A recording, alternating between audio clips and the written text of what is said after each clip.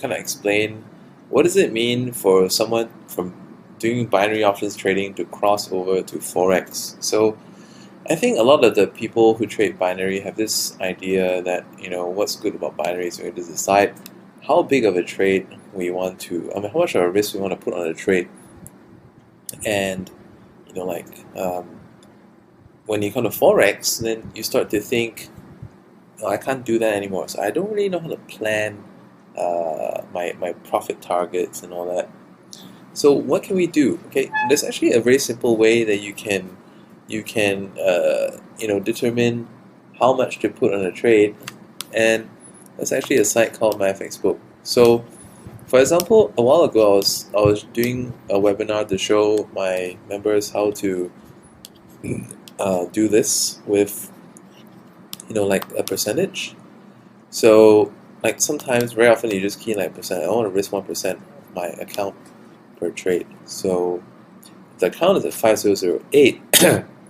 And then what we're going to do is we're just going to determine the stop loss. In this case is USD JPY 5 minutes. I'm going to calculate stop loss pips. That's what? 8.5. So 8.5 on the USD JPY. That means, based on a 1% risk, my position size will be 0.645.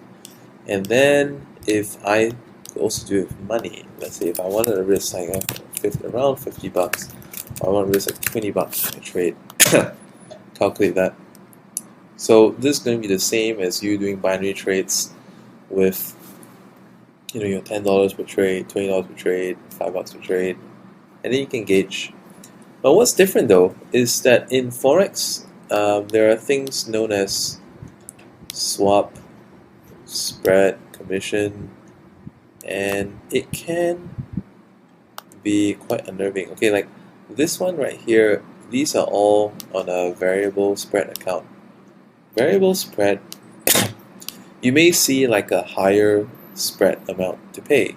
For instance, this one will be on 1.7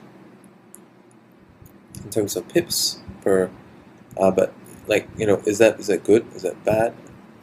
It depends. Okay, and actually, why I recommend variable is because, and if you can get a swap-free variable, that would be super awesome. Like, of course, swap sometimes it can be in your favor, but mostly it's not. So I recommend you get a swap-free account, and one is EC, not ECN, a variable spread.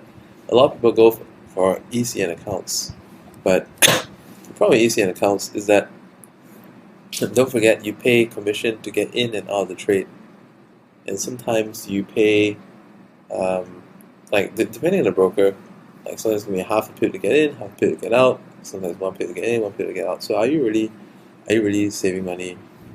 I think if you look at variable spread, just what you see is what you get, so it's a whole lot better. If your strategy is like scalping, then this is definitely the better route.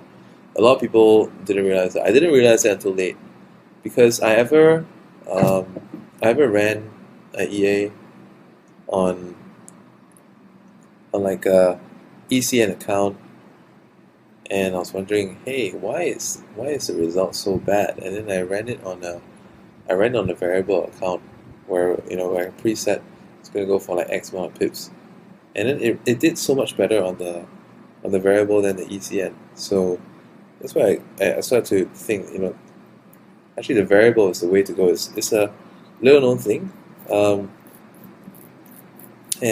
it actually works so much better. So like I said, the best case scenario, swap free variable. Find a broker with low variable spread, and offhand, I have some brokers listed beneath here, and I'll also list for you what is the spread for some of the majors like USD, JPY. Those are the most liquid pairs, and that's why. But usually, if you want to do like short term or scalping, you should go with those very common big pairs that are highly liquid, and that way you can get much less to pay. So anyway, these are some trades taken during the webinar earlier. Just going to show you how it's going. It's a long way to go for this, and all these are due for checking in about an hour from now. Alright, so this is basically it. So, because there's no commissions and no swaps, I mean that's a net. And another thing to consider if you're a binary trader, like sometimes if you're in the trade and you're winning, it's not near the expiry time yet, but you find that you want to sell in advance.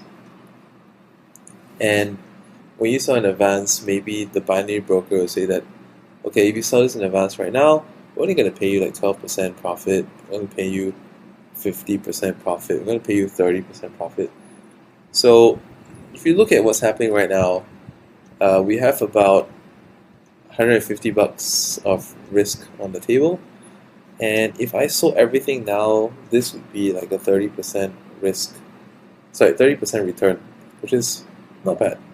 Of course, it can be better than that. So I'm instead just gonna wait it out to the end of the expiry. And in fact, because most of my stop loss, I mean, the stop loss is like half the time of the TP, so you should get a very nice amount of profit. Instead, it will make it very, very worthwhile. So for about $150 of risk, you can look about like 280, 300 in profit. But again, okay, if you happen to move fast, or you just don't want to be a slave to your computer, you do the same thing as what you do in binary. Sell the trade early and then get out. And it also means to say that sometimes if you get a big movement early, okay, this is one area that Forex wins over binary, because if you have a sudden big spike and your profit target is hit, or before you can even say your profit target, already a big spike in your favor happened, and then you can just close it early and you profit probably more than what you initially budgeted for. So it's really, really exciting. Okay, that's all for now in this video. Just wanted to give you guys like an insight, because some of you in Europe and UK, and maybe you don't want to trade with unregulated brokers for binary. There are, by the way, there are pretty decent like AREX. AREX is I have a link for them in the video description, but sometimes you may instead prefer to, okay, let's just go slow, do something regulated. Well, Forex is regulated. And you can do that using these methods that I showed you. You can budget your trading, and then you can do it the same way. Only tip, the word of advice is that you want to just work with M5, M15, anything above M5. M1 is pointless because the spread and commission is too high. Don't bother to do M5. Sorry, don't bother to do M1. Just say M5 and M15. By the way, I do have a blog, the forexlab.net/blog. So go check out. All my articles are there, and some could be useful to you. And I have different sections on that site as well. And if you wish to learn about the ways that I use to trade, I use several ways to trade, and you can learn about that in my Forex learning group. Check that out. Information on my website. Bye for now.